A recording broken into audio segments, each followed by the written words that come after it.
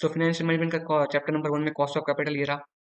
उसमें से cost of date कैसे निकलता है, कॉस्ट ऑफ प्रेफरेंस शेयर कैसे निकलता है, कॉस्ट ऑफ इक्विटी क्या होती है, weighted average cost of capital क्या होता है। तो hello everyone, welcome to this video. In this particular video we are going to discuss about how to prepare for CA inter financial management and economics for finance subject. ये आपका paper number 4 है of group 2 and paper number 8 है आपका पूरे CA inter syllabus का। बहुत ही simple paper है, बहुत बिलीव में बहुत ही सिंपल पेपर है।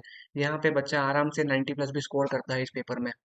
ग्रुप 2 में सबसे ज़्यादा जो एडवांटेजेस देने वाला पेपर है वो यही है, that is financial management and economics for finance paper. और दूसरा सबसे एडवांटेजेस देने वाला पेपर है आपका एडवांस अकाउंटिंग। अगर आपने एडवांस अकाउंटिंग की मेरी वीडियो नहीं देखी है कि how to prepare for advance accounting, तो ऊपर आई बटन पे मैं लिंक दे दूंगा, वो भी जाके वीडियो देखना, बिकॉज मैंने उस वीडियो में भी सब कुछ एक्सप्लेन किया है कि how to prepare for advance accounting, यानी कि ओवरऑल जो स्ट्रेटेजी है प्रिपरेशन की और रिविजन की वो मैंने उस वीडियो में डिस्कस की है, राइट। आज हम डिस्कस करते हैं कैसे प्रिपेयर करना है फाइनेंशियल मैनेजमेंट का और इकोनॉमिक्स फॉर फाइनेंस पेपर के लिए। तो उस पेपर में जो फाइनेंशियल मैनेजमेंट का पार्ट है वो कम्प्लीटली प्रैक्टिकल है, वेर एज जो आपका इकोनॉमिक्स और फाइनेंस का पार्ट है वो आपका कम्प्लीटली थियरी है, यानी कि बहुत ही बेहतरीन पेपर है। यानी कि प्रैक्टिकल प्लस थियरी का आपको कॉम्बिनेशन देखने को मिल जाएगा इस पर्टिकुलर पेपर में, राइट। डिस्कस करते हैं कैसे आपको प्रिपेयर करना है फॉर इंडिविजुअल पार्ट। बात करेंगे पेपर नंबर 8 के बारे में, जो कि है financial management and economics for finance. ये पेपर का नाम है। एग्जाम पैटर्न के बारे में बात करें तो आपका पार्ट ए कवर करता है फाइनेंशियल मैनेजमेंट, 60 मार्क्स के लिए आपके एग्जाम में आएगा और कंप्लीटली आपका प्रैक्टिकल पेपर है, राइट।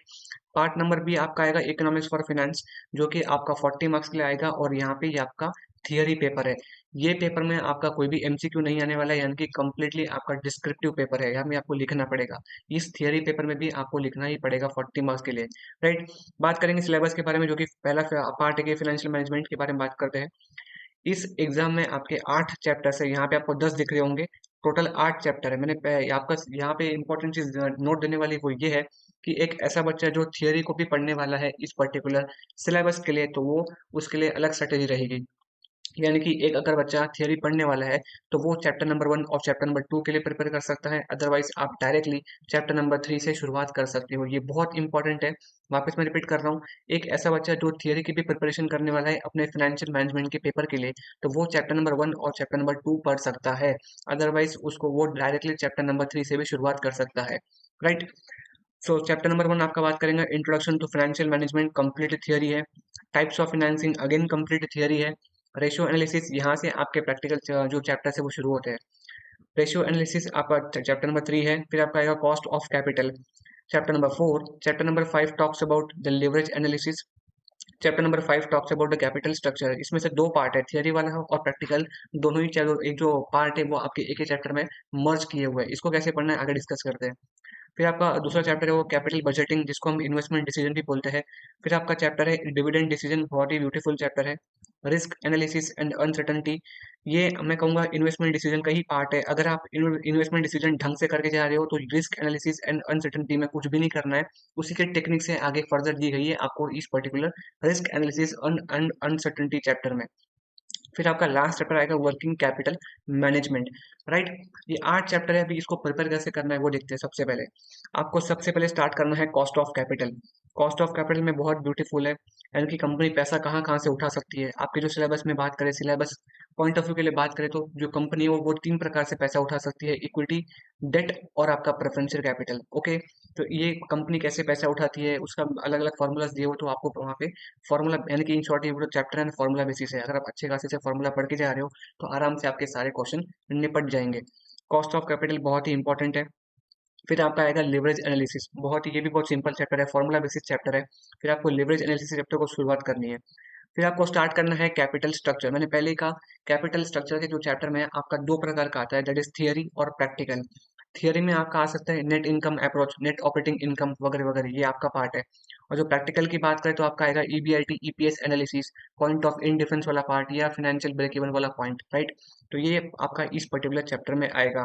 तो ये जो 3 चैप्टर है ना, अगर आप अच्छे खासे से करके जा रहे हो तो आपके 25 मार्क कहीं कहीं भी नहीं जाने वाले, बिकॉज 20 से 25 नंबर का इस 3 चैप्टर से आराम से आ जाता है, ओके। फिर आपको स्टार्ट करना है कैपिटल बजटिंग या इन्वेस्टमेंट डिसीजन, बहुत ही सिंपल चैप्टर है। हर अटेम्प्ट में ये 10 नंबर का आता ही आता है, यानी कि आपका अटेम्प्ट के लिए ये जो चैप्टर है बहुत ही इंपॉर्टेंट है। बहुत बहुत इंपॉर्टेंट है, हर साल अटेम्प्ट में आएगा ही आएगा और 10 नंबर दे के जाएगा। तो investment decision is very important chapter, ये आपको करना ही करना है कुछ भी हो जाए। फिर आपको करना है डिविडेंड डिसीजन, बहुत ही इंपॉर्टेंट चैप्टर है और ये भी आपको हर एग्जाम में देखने को मिल जाएगा। डिविडेंड डिसीजन आपके एग्जाम में नॉर्मली 5 नंबर का आता है, बट अगर चाह कंबाइन करके देना चाहो, अगर आईसीआई को कंबाइन करके देना है यानी कि फुल फ्लैश क्वेश्चन को ड्राफ्ट करना है, तो वो 10 नंबर का भी आ सकता है, बट नॉर्मली 5 नंबर का आता है एग्जाम में। रिस्क एनालिसिस एंड अनसर्टेनिटी, मैंने पहले कहा कि ये जो आपका इन्वेस्टमेंट डिसीजन है उसका ही पार्ट है। तो ये मैं कहूंगा कि अगर ये आएगा तो ये नहीं आएगा, ये आएगा तो ये नहीं आएगा वगैरह, तो इन्वेस्टमेंट डिसीजन तो आएगा ही आएगा, ये कुछ भी हो जाए। फिर आपका है last chapter, that is working capital management, ये आपको लास्टली प्रिपेयर करना है।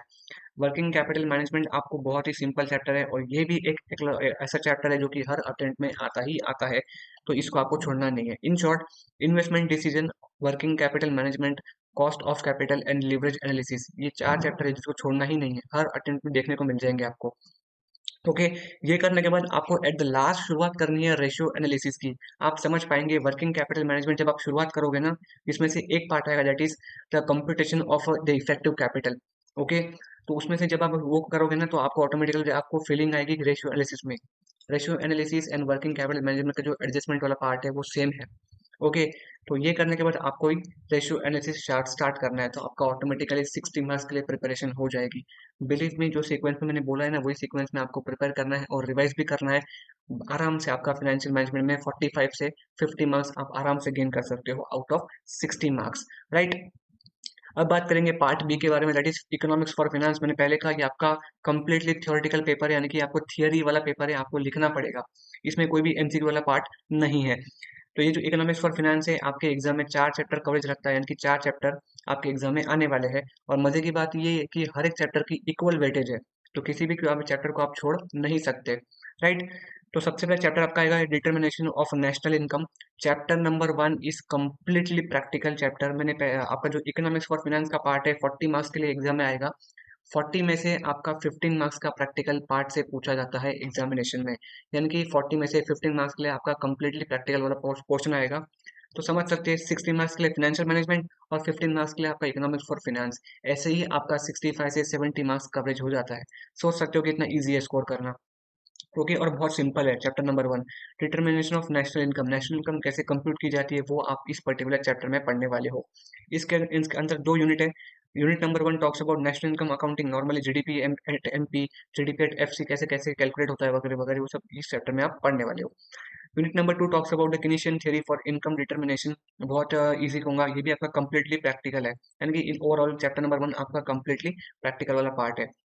Chapter number 2 talks about the public finance, ये भी बहुत इंपॉर्टेंट चैप्टर है और ये मैं कहूँगा थोड़ा डिफिकल्ट लेवल का है, बिकॉज यहाँ पे अच्छी खासी आपको एफर्ट्स लगाने पड़ेंगे। सबसे पहले आपका आएगा इंट्रोडक्शन टू फिजिकल फंक्शन, फिर आपका आएगा market failure. Unit number 2 and unit number 3 को हमेशा हमेशा कंबाइन करके ही पढ़ना है, बिकॉज मैं आपको समझाऊंगा। Unit number 2 talks about the market failure and unit number 3 talks about कि कैसे गवर्नमेंट इंटरवेन करती है जो मार्केट फेलियर हुए हैं, यानी कि जो यूनिट नंबर 2 में आप मार्केट फेलियर पढ़ोगे, उन मार्केट फेलियर को गवर्नमेंट कैसे इंटरवेन करती है, यानी कि गवर्नमेंट कैसे उसको रेगुलेट करती है, उसका करेक्शन कैसे करती है, वो आप यूनिट नंबर 3 में पढ़ोगे। तो आपको मर्ज करके पढ़ना है। फिर unit number 4 talks about the physical policy. Unit number chapter number 3 talks about the money market, जिसमें से unit number 1 talks about concept of money demand और concept of money supply. Money supply वाला जो पार्ट है वो आपका completely practical, यानी कि इस पर्टिकुलर यूनिट से प्रैक्टिकल पोर्शन से ज़्यादा एग्जाम में देखने को मिल जाएगा। फिर आपका unit number 3 talks about the monetary policy and chapter number 4 talks about the international trade. उसमें जिसमें से unit number 1 theories of international trade, completely theoretical चाहिए चैप्टर है इंटरनेशनल ट्रेड वाला। Unit number 2 talks about the instruments of trade policy. Unit number 3 talks about trade negotiation. Unit number 4 talks about exchange rate and its economics effects. And unit number 5 talks about international capital movement. मैंने अपने खुद के preparation के वक्त जो chapter number 4 है उसमें से मैंने सिर्फ और सिर्फ यूनिट नंबर 3, 4 और 5 ही किया था, बिकॉज मेरे पास टाइम नहीं बचा था। अब बात करेंगे इसकी कैसे प्रिपरेशन करना है। मैंने पहले कहा चैप्टर नंबर 1 आपका कंप्लीट प्रैक्टिकल पार्ट है, तो इसको तो छोड़ना ही नहीं है। ओके, ये आपको 10 नंबर देके जाएगा, चैप्टर नंबर 1 बहुत इंपॉर्टेंट है।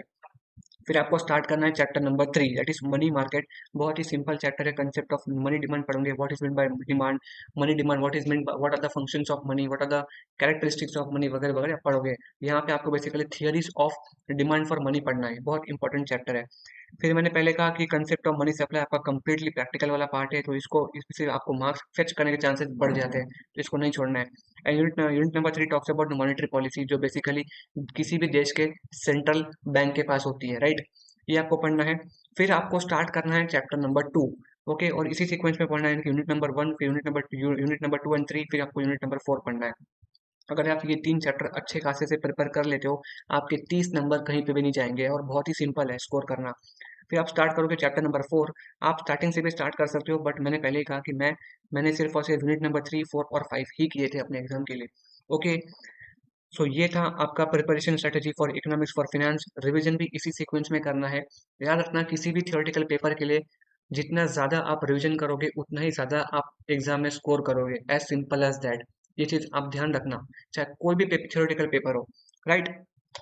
तो 16 मार्क्स के लिए आपका आएगा फाइनेंशियल मैनेजमेंट, और मैंने पहले कहा 15 मार्क्स के लिए आपके इकोनॉमिक्स फॉर फाइनेंस का प्रैक्टिकल पार्ट आ जाता है, यानी कि 60 plus 15, that almost cover 75 marks. सोच के देख सकते हो, 75 मार्क्स के लिए आपका कंप्लीटली प्रैक्टिकल आने वाला है। तो ये बहुत ही ईजी होगा स्कोर करने के लिए, राइट। तो this was a complete strategy. अब बात करेंगे जो फिनेंशियल मैनेजमेंट के, जब मैं खुद प्रिपरेशन करवाता था, तो उस केस में मैंने अपने फिनेंशियल मैनेजमेंट के समरी नोट्स प्रोवाइड किए थे, यानी कि समरी नोट्स प्रिपेयर किए थे। तो यही है समरी नोट्स जो मैंने प्रिपेयर किए थे, सब्जेक्ट बाय चैप्टर। तो देख सकते हैं यहाँ पे लिखा है कॉस्ट ऑफ कैपिटल। यहाँ पे एक करेक्शन कर लेना, बिकॉज यहाँ पे उल्टा हो गया है, यानी कि रिडीमेबल और रिडीमेबल का उल्टा उल्टा हो गया था। अब यहाँ पे करेक्शन कर लेना। ओके, सो फाइनेंशियल मैनेजमेंट का चैप्टर नंबर 1 में कॉस्ट ऑफ कैपिटल ये रहा। उसमें से कॉस्ट ऑफ डेट कैसे निकलता है, कॉस्ट ऑफ प्रेफरेंस शेयर कैसे निकलता है, कॉस्ट ऑफ इक्विटी क्या होती है, weighted average cost of capital क्या होता है। तो यहाँ पे सब कुछ यहाँ दिया हुआ है, फॉर्मूला दिया हुआ है। और याद रखना, फाइनेंशियल मैनेजमेंट का जब भी क्वेश्चन सॉल्व करोगे, तो उसमें नीचे आपको कंक्लूजन देना ही पड़ेगा। जब तक आप कंक्लूजन नहीं दोगे, आपको आउट ऑफ मार्क्स नहीं मिलेंगे। तो मैंने हर एक प्रॉब्लम के नीचे मैंने कंक्लूजन भी दिया हुआ है कि कैसे आपको कंक्लूजन लिखना है, ठीक है। फिर आपका आएगा WMCC, weighted marginal cost of capital वगैरह वगैरह, सब कुछ यहाँ पर दिया हुआ है। फिर आपका आएगा चैप्टर नंबर 2, लिवरेज एनालिसिस। उसका मैंने यहाँ पे पूरे फॉर्मूलाज लिस्ट बना के रखा है। ओके, फिर आपको करना है, देखो ये रहा फॉर्मूला सब। फिर आपका आएगा चैप्टर कैपिटल स्ट्रक्चर का। मैंने पहले कहा यहाँ पे 2 पार्ट है, that is part number 1 theories, जिसमें से नेट इनकम अप्रोच आता है विदाउट टैक्स, फिर टैक्स वगैरह वगैरह, नेट ऑपरेटिंग इनकम अप्रोच वगैरह, ट्रेडिशनल अप्रोच, ये सब कुछ यहाँ पे लिखा हुआ है। फिर आपका आएगा कैपिटल स्ट्रक्चर का प्रैक्टिकल वाला part, that is EBIT EPS analysis, point of indifference वगैरह, फिर फाइनेंशियल ब्रेक इवन पॉइंट कैसे कैसे कैलकुलेट होता है, वो यहाँ पे लिखा हुआ है, राइट।